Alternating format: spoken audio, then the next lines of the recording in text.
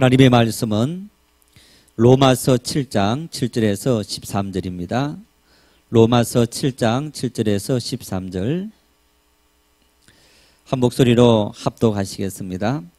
그런즉 우리가 무슨 말을 하리요? 율법이 죄냐? 그럴 수 없느니라. 율법으로 말미암지 않고는 내가 죄를 알지 못하였으니 곧 율법이 탐내지 말라 하지 아니하였더라면 내가 탐심을 알지 못하였으리라. 그러나 제가 기회를 타서 계명으로 말미암아 내 속에서 온갖 탐심을 이루었나니 이는 율법이 없으면 제가 죽은 것임이라.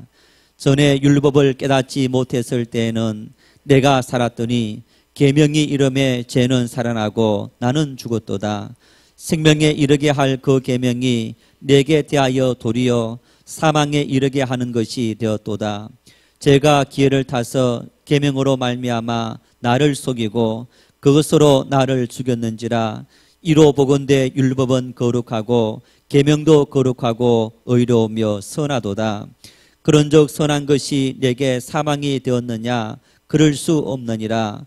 오직 제가 죄로 드러나기 위하여 선한 그것으로 말미암아 나를 죽게 만들었으니 이는 계명으로 말미암아 죄로 심히 죄되게 하려 함이라. 아멘. 지난 1995년 4월 28일 대구 지하철 공사장에서 가스 폭발 사고가 일어났습니다. 이 사고로 101명의 사람이 목숨을 잃고 전체 한 260명 가까운 사상자가 발생했습니다. 이 사고 현장이 영남중고등학교 바로 앞에서 하던 공사장이었고 또 그리고 마침 학생들이 등교하는 그런 시간이었기 때문에 101명의 사망자 중에서 학생들이 42명이 있었습니다. 그때 제가 신학대학원 3학년 다니고 있었는데 마침 제주도로 졸업여행을 갔다가 공항에 이렇게 내려서 봤더니 대구 가스 폭발 사고 일어났다. 그런 보도가 났습니다. 주일이 되었습니다. 제가 고등부 교육준사를 하고 있었는데 우리 한 학생이 그런 간증을 합니다. 사실 자기가 타려고 하는 그 학생이 영남고등학교 2학년으로 재학 중이었는데 자기가 타려고 했던 그 버스가 사고가 났다는 겁니다. 그 버스에 타고 있던 친구들이 다 목숨을 잃은 겁니다. 자기는 마침 그날 우연히 교회 누나를 버스 정류장에서 만나서 이야기를 하느라고 그 버스를 보내고 다음 차를 탔는데 그 사고를 피했다. 그렇게 이야기를 했습니다. 여러분, 이 친구가 간증을 하면서 우연히 교회 누나를 만나서 그 사고를 피하게 되었습니다. 하나님의 은혜입니다. 우연히. 여러분, 우리가 인생을 살아가면서 이런 수많은 사건, 사고들, 많은 여러 가지 일들을 당면하며 사는 것이 우리 인생들입니다. 내 이성의 영역, 내가 생각하고 계획했던 영역 이외에 너무너무 그런 이외의 일들이 너무너무 비일비재하게 많이 생기는 것이 우리들의 삶의 모습입니다. 그저께는 여러분 방글라데시에서 외국인들이 많이 모이는 고급 식당에서 IS로부터 이제 이 총살 사건이 일어나서 수명이 되는 사람이 목숨을 잃었다는 것. 그 장소에서 밥을 먹었던 사람들이 정말 갑자기 인질극을 벌리면서 잡고 있던 인질들을 죽이는 그런 일들을 꿈에도 생각했겠습니까? 어쩌면 그런 사고 중에도 살아남는 사람이 있었고 또 목숨을 잃은 사람들이 있었습니다마는 우리가 그런 모든 것을 떠나서 인생을 살아가면서 여러분 크고 작은 많은 일들이 우리의 삶에 생기는 것이 분명합니다. 이런 일들을 우리가 경험하면서 살아가면서 크게 세 부류의 사람들로 사고방식을, 가치관을 나눌 수 있습니다. 무신론자들, 신을 믿지 않는, 신이 없다고, 그래서 이 무신론자들은 자기 이성과 자기 능력의 한계 밖의 일들은 인정하지 않는 그런 사람들입니다. 여러분, 그럼에도 불구하고 그런 사람들은 우연히 일어나는 일이라고 말합니다. 우연히. 사실 무신론자들은 우연이라는 것을 인정하지 않는 사람들인데, 우연히 누나를 만나서 그 차를 타지 않아서 그 친구가 그런 해를 당하지 않았다. 불교 믿는 사람들은 그런 경우 어떻게 말합니까? 내 운이다. 운이다. 나는 그런 운명을 타고 태어났다. 빨리 죽는 것도 내 운명이고, 길게 사는 것도 내 운명이고, 부자로 사는 것도 내 운명이고, 가난하게 사는 것도 내 운명이다.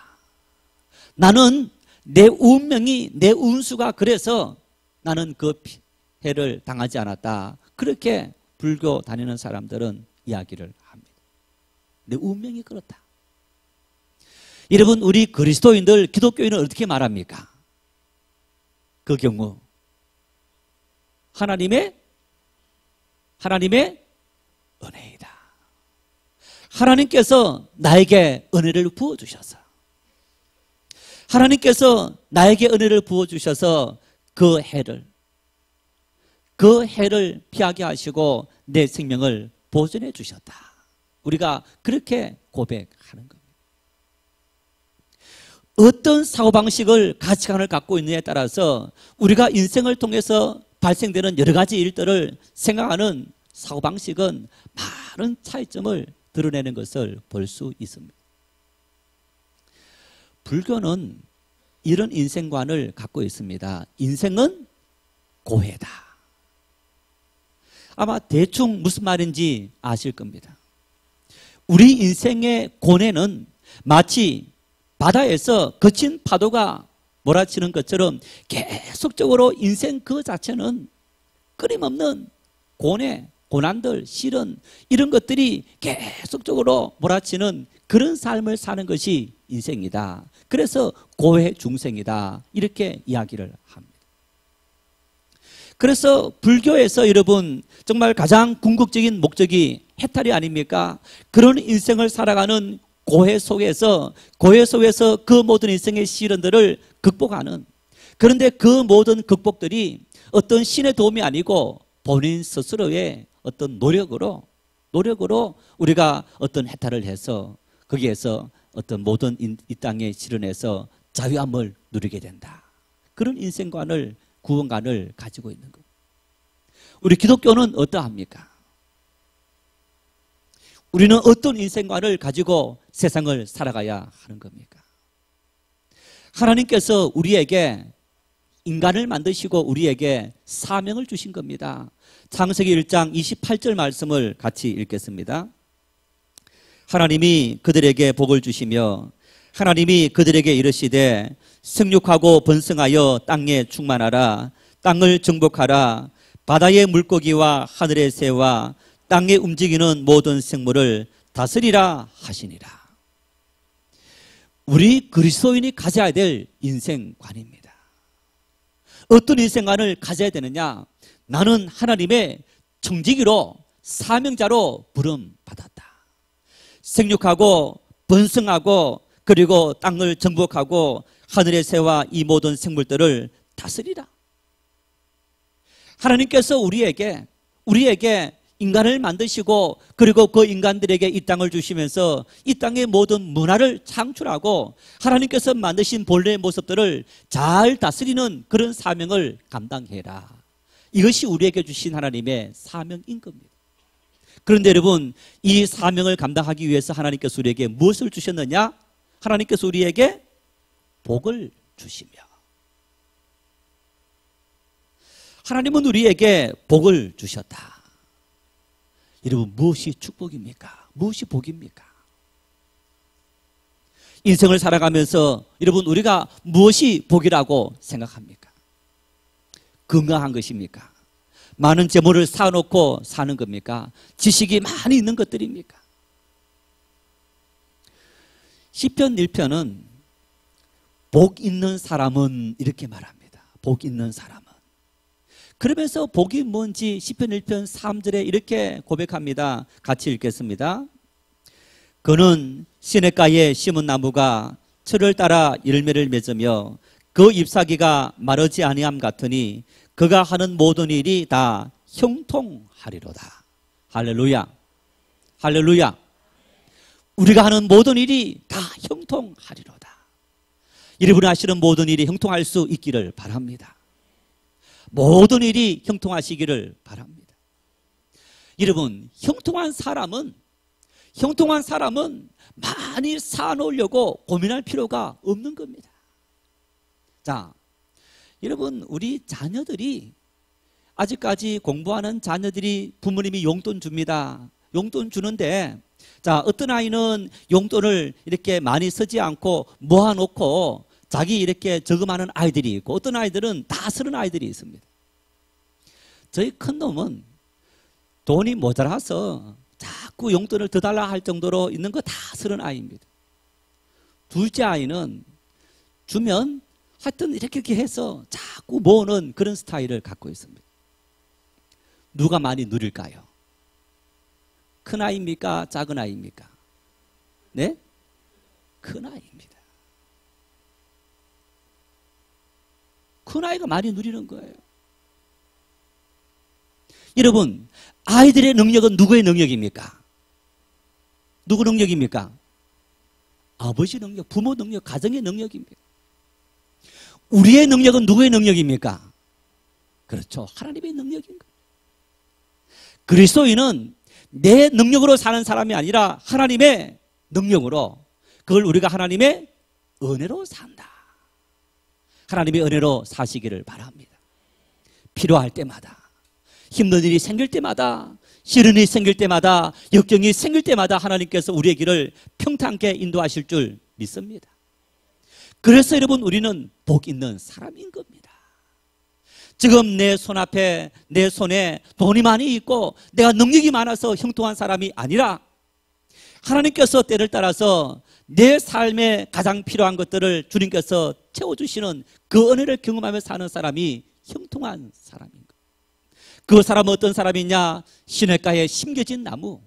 여러분, 시냇가에 심겨진 나무는 영양분을 고민할 필요가 없는 겁니다. 가뭄이 생겨도, 어떤 일이 생겨도 고민할 필요가 없는 겁니다.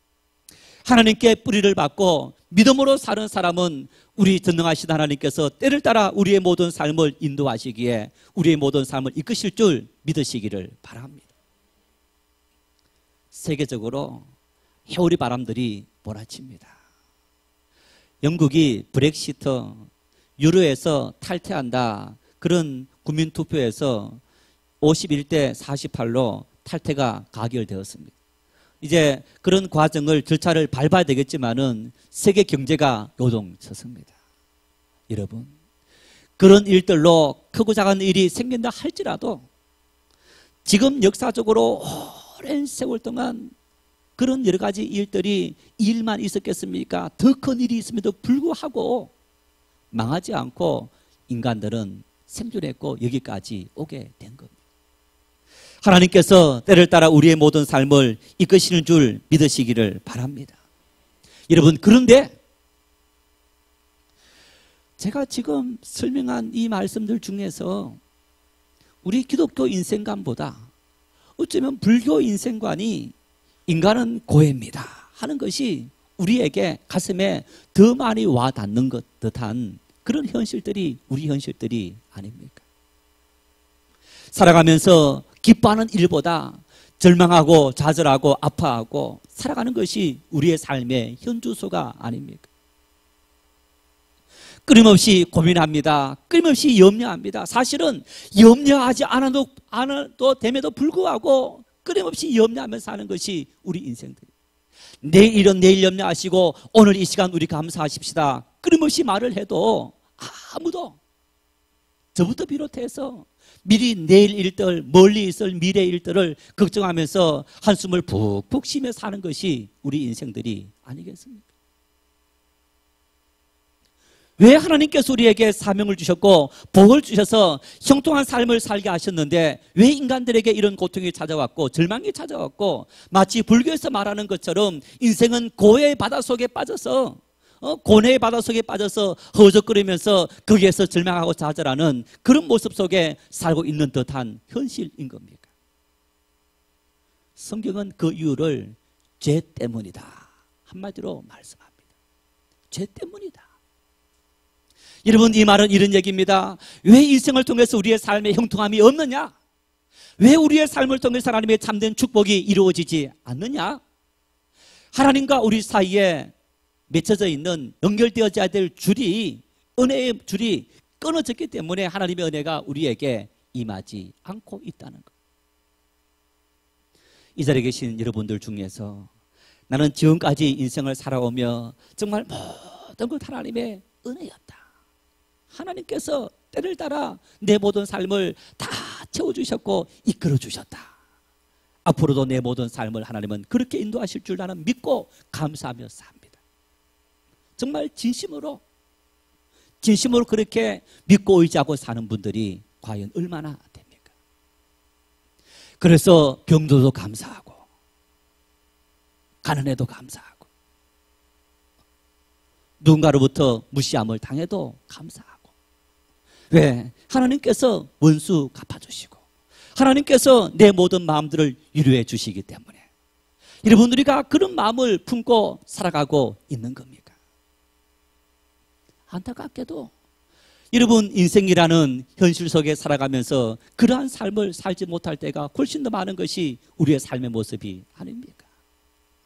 무엇이 이유인 겁니까? 성경은 죄 때문이다 그렇게 말합니다. 죄가 무엇이기에, 여러분, 죄가 무엇이기에 우리로 하여금 인생을 절망으로 빠뜨리고 이렇게 고민 속에 살아가도록 만드는 겁니까? 죄. 한마디로 죄는 하나님의 율법과의 불일치, 하나님의 말씀을 어기는 것, 하나님의 말씀을 지키지 않는 것, 그것이 바로 죄다 그렇게 말합니다. 하나님께서 우리에게 율법을 주셨는데 여러분, 그 율법은 올바름의 기준이요 척도가 되는 겁니다. 우리가 인생을 살아가면서 어떻게 사는 것이 올바르게 사느냐, 하나님의 말씀을 기준 삼아서 삶은 우리는 올바로 사는 겁니다.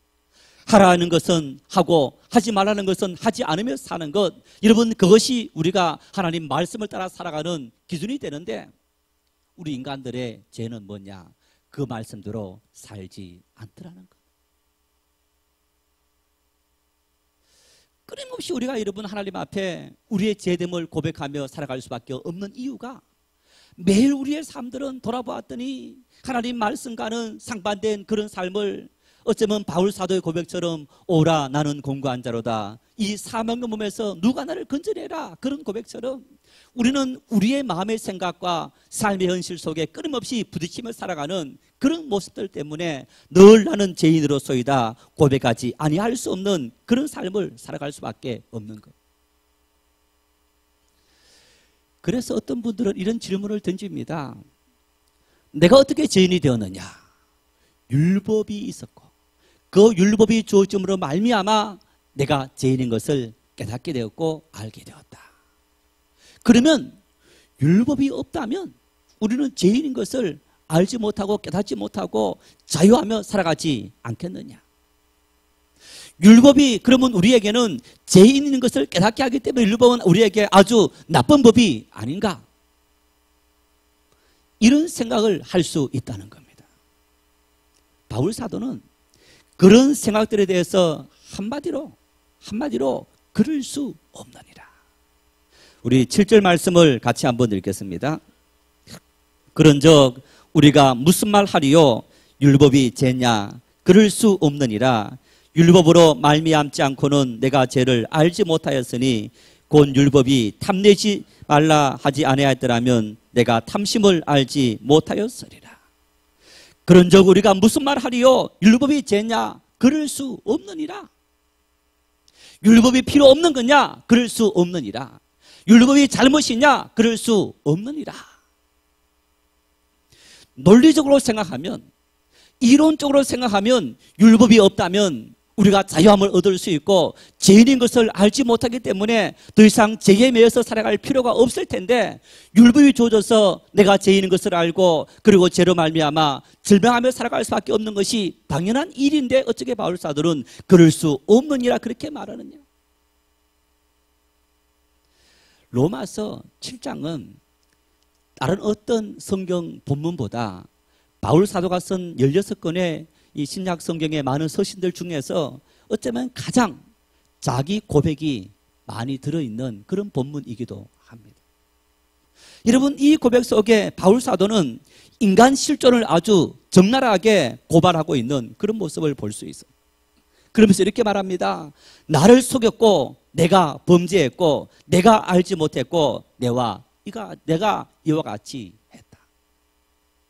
바울은 한마디로 말하면 율법이 문제냐, 율법이 잘못이냐? 아니다.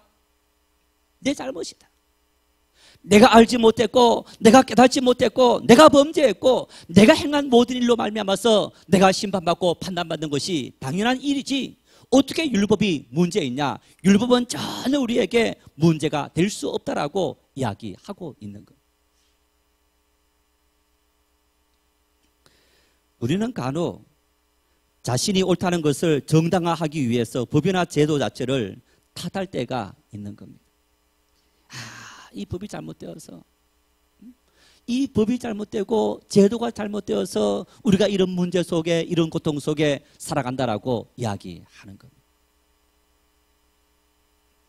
운전을 하다가 새벽이나 밤늦은 시간, 또 이렇게 시골 길이라든가 그런 곳에는 신호등이 있는 걸 보면 참 신호가 무용지물 같아요.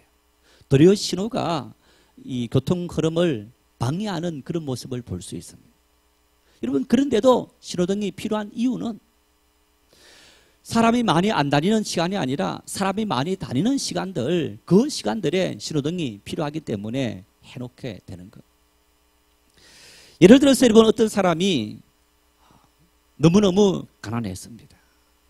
참 자기가 배고픈 것은 별 문제가 아닌데 어린 아이들이 참 배고파서 울고 밥 달라고 막 징징거리는 그 모습을 바라보면서 어찌할 수 없어서 도둑질을 했습니다.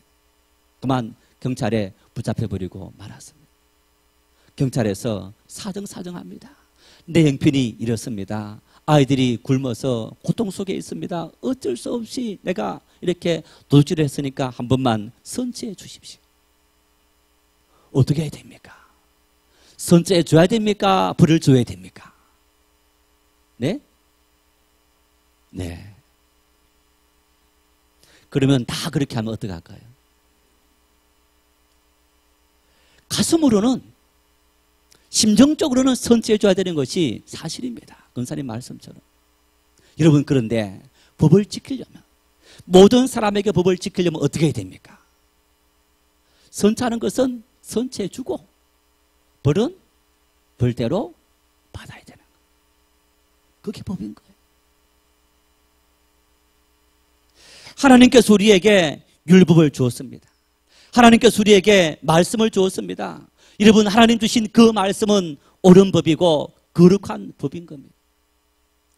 문제는 율법에게 있는 것이 아니고 누구에게 있는 겁니까? 우리 인간에게 있는 겁니다. 하나님의 말씀대로 우리가 살아가면, 하나님의 은혜를 따라 살아가야만 우리가 하나님의 복을 받을 수 있는데, 우리 인간들이 하나님의 복을 받지 못하도록 스스로 내가 죄를 짓고 내가 잘못을 하고, 그러면서도 내가 짓는 잘못에 대해서, 죄에 대해서 아는 겁니까? 모르고 살아가고 있더라는 거예요. 하나님은 왜 우리를 형통하게 만드셨는데 우리의 삶의 고통이 찾아왔고 절망이 찾아왔느냐? 여러분, 그 이유조차 모르면서 우리는 살아가고 있고 하나님을 원망할 때가 있다는 얘기입니다. 성경은 오늘 바울 사도는 이야기합니다. 바로 우리의 죄 때문인데, 그 죄를 알게 한 것은 누구인가? 바로 하나님께서 주신 율법의 말씀이더라. 우리 7절 말씀 하반절에 이렇게 말씀합니다. 율법으로 말미암지 않고는 내가 죄를 알지 못하였으니 곧 율법이 탐내지 말라 하지 아니하였더라면 내가 탐심을 알지 못하였으리라. 탐내는 것, 미워하는 것, 도둑질하는 것, 싸우는 것. 여러분 그 모든 것이 성경이 여러분 율법 말씀이 죄라고 말씀합니까? 은혜라고 말씀합니까? 죄라고 말씀합니까? 그런데 그 이전까지 여러분 인간들은 물론 양심이 있어서 양심이 법이 되어서 그렇게 살아가지 못하도록 한 겁니다마는 하나님 앞에 그것이 죄인 줄조차 모르고 살아갔던 인간들의 삶의 모습인데 율법을 우리에게 하나님께서 주심으로 말미암아 살인하지 말아라, 간음하지 말아라, 도둑질하지 말아라, 탐내지 말아라, 내 부모를 공경해라. 여러분 이런 모든 말씀들을 우리에게 주셨기 때문에 부모를 공경하지 않을 때 그것이 죄인 줄 알고, 탐낼 때 죄인 줄 알고, 도둑질할 때 그것이 죄인 줄 알고 살아가는 그런 삶의 모습이 되었다는 겁니다. 그래서 8절 9절 말씀을 한번 읽겠습니다. 그러나 제가 기회를 타서 계명으로 말미암아 내 속에서 온갖 탐심을 이루었나니 이는 율법이 없으면 제가 죽은 것임이라. 전에 율법을 깨닫지 못했을 때에는 내가 살았더니 계명이 이름에 죄는 살아나고 나는 죽었도다. 바울 사도는 굉장히 혼란스럽게 길게 설명하는데 간단합니다. 자, 율법이 우리에게 주어지지 않았을 때, 율법을 몰랐을 때는 죄가 죽었고 나는 살았다. 무슨 말입니까? 죄가 죽었다는 얘기는 무엇이 죄인줄조차 몰랐다는 겁니다. 죄가 죄의 기능을 몰랐다는 얘기입니다. 하지 못했다는 얘기입니다. 반면에 내가 살았다는 것은 내가 죄인인 것을 의식하지 못하고 하나님 앞에 죄 짓고도 죄인인 줄 모르고 살아갔더라. 기후만장하며 살아갔더라는 얘기입니다. 반면에 우리에게 율법이 주어졌습니다. 율법을 알았을 때 우리에게 어떤 일이 일어났느냐? 죄가 살았고 나는 죽었다. 이것이 죄야, 이것이 죄야, 이렇게 하면 죄야 하는 것을 우리에게 다 적나라하게 드러내는 겁니다. 그 죄의 모습을 적나라하게 드러낸 결과 우리에게 그 죄로 말미암아 죽을 수밖에 없는 인생이 되었더라는 얘기입니다. 여러분 그렇다면 이런 얘기입니다. 바울 사도는 말합니다. 하나님께서 왜 우리에게 이 율법의 말씀을 주셨느냐? 우리로 하여금 죄인 만들기 위해서. 너는 죄인이다, 너는 죽을 수밖에 없는 죄인이다, 너는 죽어야 마땅한 죄인이야. 그 모든 것을 우리로 하여금 깨닫도록 하시기 위해서 우리에게 율법을 주셨다는 얘기입니다. 아니 하나님 어떻게 그럴 수 있습니까? 여러분 그럴 수 있습니다. 왜? 알고 지어도 죄고 모르고 지어도 죄는 죄입니다. 율법이 오기 이전에 인간들은 죄를 지으면서도 죄인인 줄 모르고 살아갔던 겁니다. 그러니 당연히 인생의 모든 문제를 해결할 길이 없는 겁니다. 인생의 수많은 역경이 찾아오고 절망이 찾아와서 그 모든 것이 우리를 억누르고 있어도 왜 우리가 이런 고통 속에 살아가야 하는지 그 이유조차 알지 못했던 겁니다. 하나님께서 율법을 주신 겁니다. 율법으로 말미암아 우리가 내가 죄인인 거구나 알게 된 겁니다. 내가 이 죄에서 벗어나기 위해서 하나님 말씀대로 살아가야 되는 거구나. 여러분 그 모든 것을 아는 순간 우리가 어떤 마음이 생겼느냐? 하나님의 은혜를 향해서 나아가는 그런 마음이 생기게 된 겁니다. 죄를 깨달아야 됩니다. 죄를 알아야 됩니다. 죄를 알면 알수록 하나님 앞에 주여 나는 죄인으로소이다, 우리의 모든 삶을 맡기고 살아갈 수 있는 그런 믿음의 축복을 우리가 누릴 수 있기 때문인 겁니다. 바울 사도는 나는 죄인 중에 개수입니다. 그렇게 고백합니다. 나는 죄인 중에 개수입니다. 여러분 나는 죄인 중에 개수이기 때문에 내 평생 내 모든 것을 다 배설물로 여기고 나는 주를 위해서 살아가지 않을 수 없는 그런 인생입니다 라고 고백하고 그 평생에 주를 위해서 살아갔던 겁니다. 여러분 그런데 바울 사도가 그런 삶을 살아갔지만은 보십시오. 바울 사도가 여러분 그 당시에 한 60번 넘긴 그런 삶을 살아갔습니다. 순교를 당했지만은 2000년 전 그 당시에는 60 넘기기가 참 어려운 그런 시대가 아닙니까? 하나님께서 그에게 맡기신 사명을 감당하는 은혜를 맡겨주셔서 모든 유경에서 건져주시고 마지막을 멋있게 주를 위해서 순교하는 그런 삶을 살다가 주님 앞에 가게 된 거예요. 모세가 80대에 하나님의 부르심을 받았습니다. 여러분, 모세가 몇 살까지 살았습니까? 120살을 살은 겁니다. 120살을 살았는데 모세가 마지막 느보산에서 죽을 때에, 여러분, 기러기 세란에서 죽었느냐? 아닙니다. 사명이 다했을 때 그를 하나님께서 목숨을 거두간 겁니다. 인생을 살아가면서 여러분, 내 몸이 병들어서 암으로 이런저런 노쇠 현상으로 우리가 인생을 살다가 죽어야 됩니까? 아니면 건강히 살다가 사명을 다하다가 어느 날 갑자기 죽는 것이 축복입니까? 후자일 겁니다. 내 죄를 깨닫고 하나님의 은혜를 누리며 살아가는 사람들은 바로 여러분, 하나님께서 맡기신 사명을 위해서 살다가 주님께서 부르실 때 가는 것이 우리 그리스도인의 삶의 모습인 것을 아시기를 바랍니다. 바울은 그런 삶을 살아갔어. 그런 삶을 살아갈 수 있던 원동력이 어디에 있느냐? 나는 죄인 중에 개수입니다. 여러분, 죄인임을 고백할 때마다, 바울 사도가 고백할 때마다 그 마음속에 어떤 마음이 있었습니까? 하나님, 나에게 은혜를 주십시오. 나는 주님의 은혜가 아니고는 살아갈 수 없는 인생인 것을 고백합니다. 하나님의 은혜 앞에 무릎을 꿇고 더 큰 은혜를 구하는 그런 삶을 살아갔을 때 하나님은 그 죄를 통해 더 큰 영광 받도록 은총을 베풀어 주신 거예요. 5세기의 성 어거스틴, 여러분, 우리 기독교 2000년 역사 속에 정말 가장 위대한 학자 중에 한 사람인 겁니다. 그분이 쓴 고백록, 지금 우리 제자학교 같이 그 책을 읽고 있습니다마는, 여러분, 그 고백록을 통해서 한번 보십시오. 어거스틴은 어린 시절 하나님을 믿었지만은 젊은 시절 하나님을 믿지 않았습니다. 자기 그 죄를 고백하면서 나는 세상의 어떤 사람보다도 더 추하고 잘못된 죄를 지었다는 거예요. 명예의, 그리고 권력의, 물질의 욕망, 육체의 욕망 속에 살아가면서 나는 이러한 죄를 지었다고 그 죄를 철저하게 고백합니다. 그 죄를 깨닫는 순간 하나님의 은혜가 더 크게 필요합니다. 주님의 도우심이 필요합니다. 주님의 도우심 앞에 자신의 모든 것을 다 맡기는 삶을 살아갔던 거예요. 여러분, 찬송가 중에서 우리가 즐겨 부르는 찬송 18곡, 어떤 찬송이 있습니까? 전 세계 많은 사람들 다 꽂으면 18곡 중에서 아마 넘버원이 될 찬송가가 어떤 찬송일까요? 네? 뭐요? 나 같은 죄인. 네, 찬송가 305장.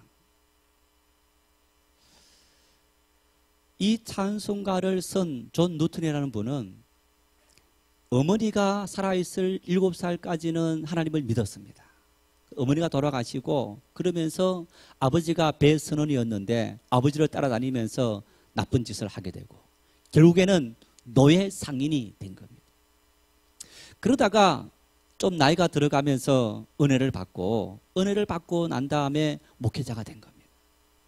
그러면서 자신의 삶, 그 노예 상인이었던 자신의 삶을 철저하게 회개하면서 하나님 앞에 참 자기 죄를 고백하며 쓴 노래가 바로 찬송시가 나 같은 죄인 살리신 405장, 305장인 것. 철저한 자기 고백. 하나님의 은혜가 아니었으면 나는 결코 살아날 수 없는 죄인이었습니다. 어쩌면 많은 사람들이 이 찬송을 통해서 감동받는 이유는 어디에 있습니까? 우리 모두 그런 죄인인 것을 알기 때문에. 은혜를 받은 사람일수록 이런 찬송을 더 많이 부르게 되는 겁니다. 한번 하십시오.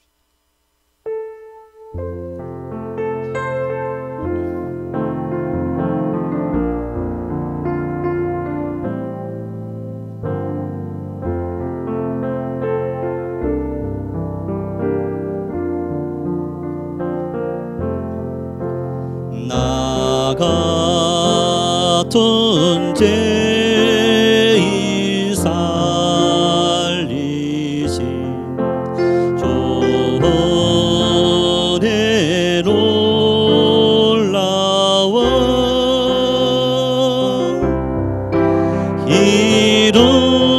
잃었던 생명 찾았고 광명을